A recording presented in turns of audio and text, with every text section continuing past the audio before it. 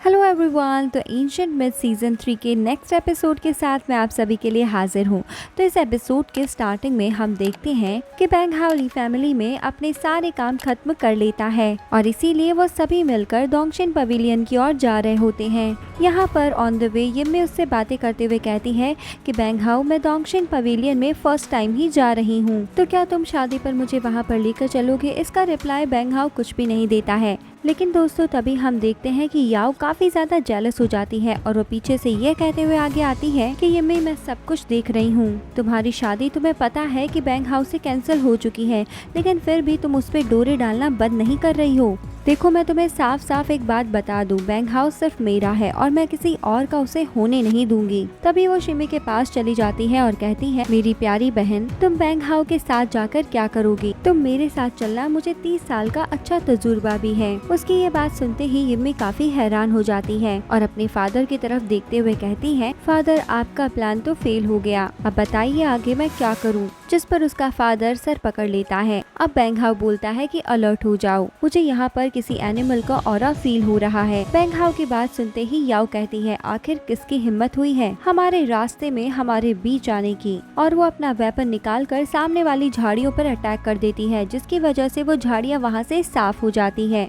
जिसके बाद हम देखते हैं कि वहाँ काफी सारे लोग पेड़ों में बंधे होते हैं, जिसको देखकर ताई बोलता है, अरे ये क्या नजारा है, इतने सारे लोग, और इनमें से कुछ लोग तो ऐसे भी हैं जिनको मैंने पहले मारा हुआ है। इनको देखकर बैंग हाओ बोलता है, इन लोगों को डोंगशिन पवेलियन की धरती पर जिंदा बांधा गया है, इसका मतलब ये है कि ये सभी के सभी यहाँ के चोर हैं और ये सभी डोंगशिन पवेलियन में चोरी करने के मकसद से आए थे। उसकी ये बात सुनकर पेड़ पर बंधा हुआ एक बंदा कहता है, अपनी बकवास तुम बंद करो, हम कोई चोर नहीं, चोर तो तुम डोंगशिन पवेलियन वाले हो। अब उसकी ये बात सुनते ही ये किंग को बहुत गुस्सा आ जाता है, जिसके बाद वो अपनी पावर से उन पे अटैक कर देता है और उसके अटैक की वजह से वो बंदे बंधे बंधे ही घूमने लग जाते हैं। अब जब वो लोग रुकते हैं तो वो बंदा कहता है, ये औरा तो ये फैमिली के हेड का है, इसका मतलब तुम डोंगशिन पवेलियन के मास्टर बैंग हाओ हो। जिस पर बैंग हाओ कहता है कि हाँ मैं वही हूँ, तुम्हें कोई शक?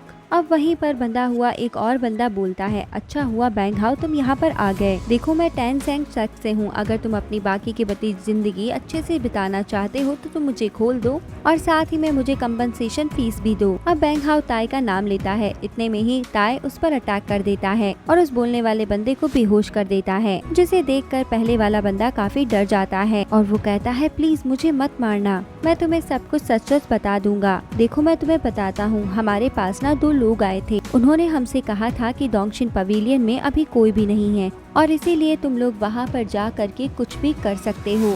लेकिन जब हम यहाँ पर आए तो हम पर एक मिस्टीरियस आदमी ने अटैक कर दिया, जिसकी वजह से हम बेहोश हो गए और फिर वो मिस्टीरियस आदमी हमें इन पेड़ों के साथ में यहाँ पर बांध के यहाँ से चला गया। अब बैंग हाओ सोच में पड़ जाता है कि ये आदमी कौन हो सकता है, कहीं ये वो टीचर तो नहीं है जिसने इन्हें बांध तो दिया लेकिन जान से नहीं मारा। अब बैंग हाओ उन सभी लोगों से कहता है, मैं तुम सभी को जिंदा छोड़ दूंगा, लेकिन ये तो तुम लोगों पे डिपेंड करता है कि तुम लोग जिंदा रहना चाहते हो या फिर नहीं। ताई जरा इनको हमारे 404 नंबर फॉर्मूला के बारे में बताना। जिस पर ताई कहता है कि जो हुक्म मेरे आका, मेरा यही तो काम है। अब ताई उनसे कहता है कि देखो बच्चों, अगर तुम लोग जिंदा रहना चाहते हो तो अपनी पावर के हिसाब से स्पिरिचुअल स्टोन यहाँ पर दे दो, और हाँ, जिस किसी की जान की कीमत कम हुई उसे यहीं पर मार दिया जाएगा। अब ये बात सुनकर वो सभी बोलने लग जाते हैं कि मैं इस सेक्ट से हूँ, मेरे सेक्ट वाले तुम्हें इतने इतने स्टोन्स दे देंगे, और वो एक एक करके अपने सेक्ट और अपने स्टोन्स के बारे में बताने लगते हैं। इनको सुनकर ताई कहता है कि बहुत अच्छे, मुझे तुम सभी की जान की कीमत बहुत पसंद आई, मैं तुम में से किसी को नहीं मारूंगा। अब फिर से सीन चेंज होता है और हम देखते हैं कि ये लोग अपने घर पहुंच जाते हैं और यहाँ पर ताई बैंग हाओ से पूछता है कि भाई अब बताओ आगे का क्या प्लान है, क्योंकि जैसे जैसे लोगों को हमारी डोंगशिन पवेलियन के बारे में पता चलता जा रहा है वैसे वैसे ही हमारे दुश्मन भी बढ़ते जा रहे हैं। जिस पर बैंग हाओ रिप्लाई देते हुए कहता है, भाई तू फिक्र ना कर, तू चिल कर, मैं सबको एक एक करके देख लूंगा। चल अभी मुझे लगता है मुझे कल्टीवेट कर लेना चाहिए, क्योंकि मुझे काफ़ी टाइम हो गया है मैंने अपना कल्टीवेशन नहीं किया है। और हाँ ताई, जब तक मैं अपना कल्टीवेशन पूरा नहीं कर लूँ तब तक डोंगशिन पवेलियन के सारे काम तुम ही संभालोगे। जिस पर एग्री करता हुआ ताई उसे हाँ बोलता है। अब हमारा सीन फिर से चेंज होता है और हम देखते हैं कि एक सेक्ट लीडर जब डोंगशिन पवेलियन में आता है तो वहाँ एक छोटी सी बच्ची जिसने हाथ में फूल का टोकरा लिए होता है वो उससे गलती से टकरा जाती है। इसके बाद वो बच्ची उससे सॉरी भी बोलती है, लेकिन उस आदमी की सर्वेंट उस बच्ची पे अटैक कर देती है, जिसकी वजह से वो बच्ची काफी दूर जाकर गिरती है। अब वो सेक्ट की लीडर कहती है how dare you to come in my way. अब उसकी सर्वेंट उस बच्ची को जान से मारने लगती है, लेकिन तभी उस सर्वेंट पे कोई अटैक कर देता है, जिसकी वजह से वो सर्वेंट काफी इंजर्ड हो जाती है। और हम देखते हैं कि वो अटैक लियो फैमिली के हेड ने किया होता है। अब उस सेक्ट की वो लीडर कहती है तुम्हारी इतनी हिम्मत। इसके बाद वो अपनी पावर्स का यूज करके एक वापस अटैक कर देती है, जिसके बाद लियो फैमिली का हेड गोस्ट के जाल में फंस जाता है और उसे अब अजीब अजीब सी आवाजें सुनाई देने लगती है। लेकिन तभी वो अपनी ऑरा का यूज करके उस गोस्ट कर्स को चुटकियों में खत्म कर देता है और अपने वेपन से उस लीडर पर अटैक कर देता है। और इस अटैक को वो लीडर सहन नहीं कर पाती और पहले ही अटैक में इंजर्ड हो जाती है। अब टैन हुआ सेक्ट का लीडर वहाँ पर आता है और वहाँ आते ही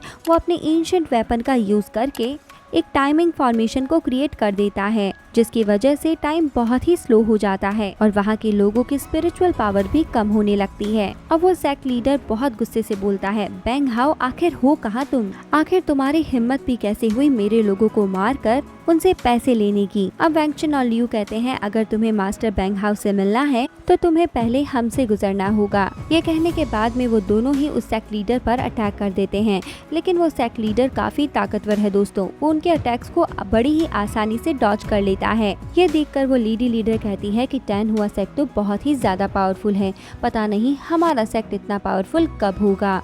इसके बाद हमें दिखाया जाता है कि बैंग हाओ वहाँ पर ताई के साथ आ जाता है और आते ही कहता है यहाँ पर ये सब क्या चल रहा है, ये इतना कमजोर फॉर्मेशन यहाँ किसने बनाया है। जिस पर वो सेक्ट लीडर कहता है बैंग हाओ ये कोई कमजोर जादू नहीं है, ये एंशिएंट वेपन की फॉर्मेशन है जिसे आज तक तो कोई भी नहीं तोड़ सका। अगर आज तुमने इसे तोड़ दिया तो मैं अपना ये बदला भूल जाऊंगा और मेरा ये वेपन भी तुम ले लेना। तो बैंग हाओ कहता है अच्छा ये बात है दोस्त। और तभी बैंग हाओ एक जंप लगाकर अपनी एक टेक्निक का यूज करके उस फॉर्मेशन को एक पंच मारता है, जिसके बाद वो फॉर्मेशन टुकड़ों टुकड़ों में टूट जाती है। और ये देखकर बेचारे लीडर की आंखें बाहर आ जाती हैं, क्योंकि उस सेक्ट के लीडर को अपने इस फॉर्मेशन पर बहुत ज्यादा यकीन था और उसने इसी फॉर्मेशन का यूज करके अपने जीवन की हजारों जंग जीती हुई थी। लेकिन यहाँ क्या हुआ, बैंग हाओ ने तो अपने एक ही पंच में उसकी इस फॉर्मेशन को तोड़ दिया। अब वो उस वेपन को लेकर ताई को दे देते हैं और कहता है इसे मार्केट में बेच के आ जाना। तो ताई कहता है ठीक है मास्टर बैंग हाओ जैसा आप कहें। अब बैंग हाओ उस लीडर से पूछता है तो बताओ दोस्त अब मसला सॉल्व हो गया या किसी और को अभी भी मुझसे लड़ना है। जिस पर वो सभी के सभी डर कर पीछे हट जाते हैं। वहीं टैन हुआ सेक्ट का लीडर कहता है हाँ हमारा हो गया, हमें अब नहीं लड़ना है।